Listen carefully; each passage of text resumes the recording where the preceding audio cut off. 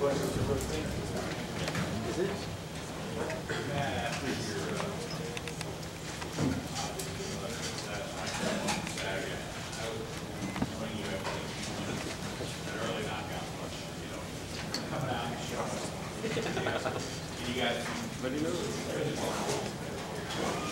hard defensively, got to the basket. Well, I think, we have to keep our focus on defending and rebounding. I thought defensively we did some good things. Rebounding we were better. It's still not where it needs to be.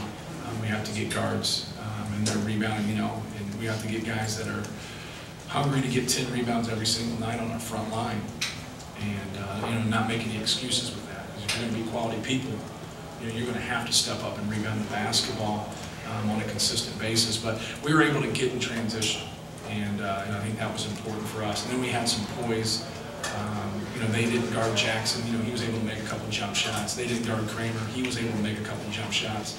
And that's what we really talked about. We wanted to make sure as a staff we touched on that, but not made that our focus. Our focus is on rebounding and defense, and we did a better job, with that. But I was glad to see those guys step up and make plays. And then we wanted to get the ball inside. We wanted to drive the ball. We wanted to get the ball inside, and then get some easy ones or get to the free throw line. When Chris was a freshman, he showed some signs that he could score. And the last 2 to 3 years, he's deferred to everybody else. Carl Landry, the juniors, but we needed him. Maybe he gets you some points tonight. That was one of the better offensive finishes. Yeah, you know what? Chris will do. Chris will have a game like that. Every blue moon. And if you're going to back up off of him, and he has a focus, he's going to step up there and make that shot. But if you want to take that away, he will simply pass the basketball and get it inside because he knows we're eventually, probably going to get a better one when we get the ball 5 feet from the basket. So he stepped up tonight and made some open ones, and then I think that just takes the pressure off of everybody when those guys just, take the wide open shots and knock them down. How do you see the mental view of Chris Craig as a guy that you need to go after? The one thing, with him, and his high school coach was a friend of mine. I knew he struggled shooting the basketball. I knew he couldn't dribble with his left hand. And he was a 6'3" guard, but the only thing he did, whether it was football, baseball, basketball, was win. And his high school coach says, you can't sit there and talk about his deficiencies when his upside is so big in terms of just being a competitor, being a fighter. And we actually talked a little bit, and it was brought on by their side of things about redshirt. And he came in here and started from day one. And he's a competitive kid. He wants to win, and he absolutely does not have a wall in between the coaching staff. Most players have somewhat of a wall where they believe you, but they don't believe you until they experience it. He's just a guy that just will do whatever the coach tells him, and he'll go out there and try to perform just to help Purdue win. How good was he defensively tonight against a guy that's 6'9"? Well, he's going to battle. They're other big. One of them doesn't shoot perimeter shots. The other one can make one, and he didn't tonight. So we tried to give him help with our other big, and we really just told him to full front him and not let him get the basketball. He let him get the ball a couple times. Derek Elston got it in there. Watford got it in there, and we just tried to keep him out of that position. But he was, we told him he just has to fight those guys. And when he goes in with that kind of mentality and just fights those guys and fights for every inch, he normally has success. But you can't allow 6'9" guys to get comfortable at the block when you're 6'3". Obviously, some opposing defenses were sagging off some of the guys on the perimeter. Right. How important, I guess, was it for those guys to step up and make good shots, just to keep people honest?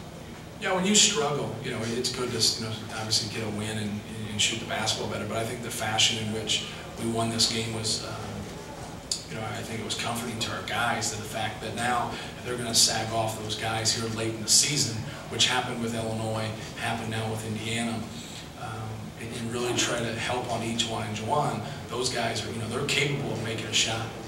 And I think that really helps not only their confidence, but it helps everybody's confidence that we have that kind of balance.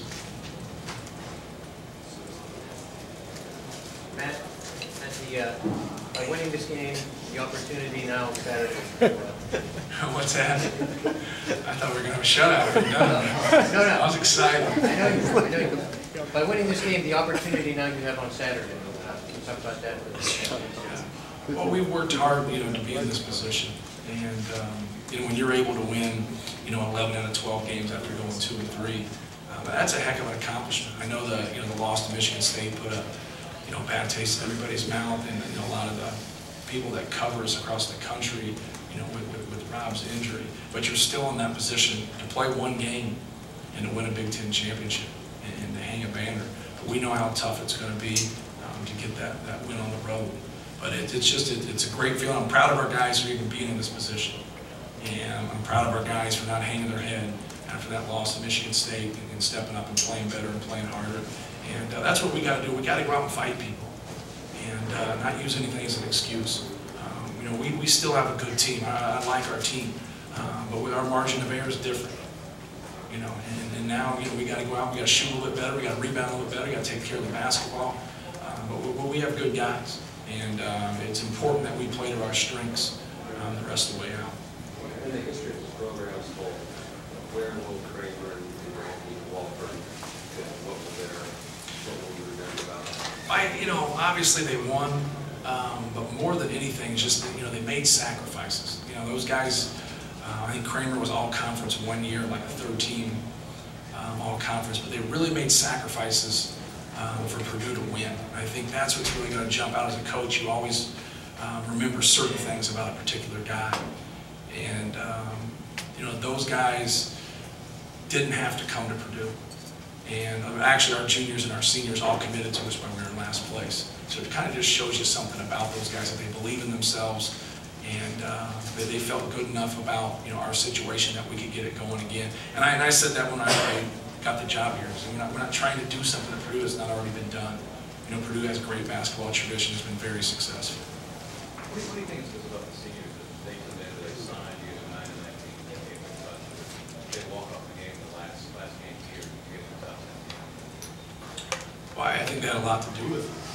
And I think when you look at some of the numbers from the guys in our junior class, those guys have stepped up and been like first, second, third team all conference guys. These guys have been, that glue in the program. That's very important. It's tough. Everybody wants to play shortstop and lead off. You've got to have your next guys, and those guys I got to be able to check their ego at the door and understand. We're going to go through Juwan Johnson and Etwan Moore here. There's no question about that. That's what we do. And you got to be able to play off those guys on the offensive end and still be productive. And those guys have been able to be productive and also defend and do the little things. And they're just program guys. And it's very important that you have, those attributes. If you don't get that, you don't have that substance, you are going to lose no matter what number is next to somebody's name in recruiting. You've got to have substance, and those guys have substance. One more question.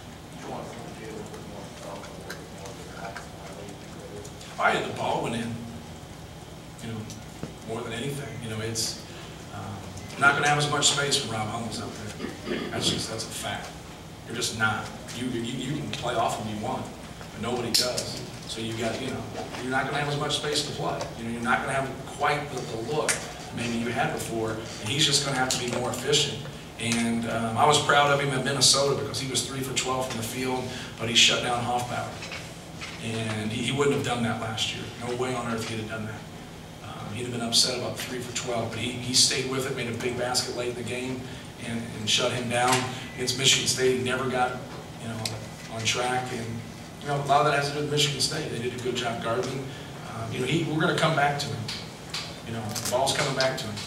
I don't care what happens in the next game, the game after that, we're going back to Etwan Moore, and he knows that. And tonight, he made a couple, and he actually had some looks in the first half after he hit a couple. And he had some clean looks that didn't go down. So he had a good game, not a great game, because I think when he gets it going, I think we can be pretty good. Thank you.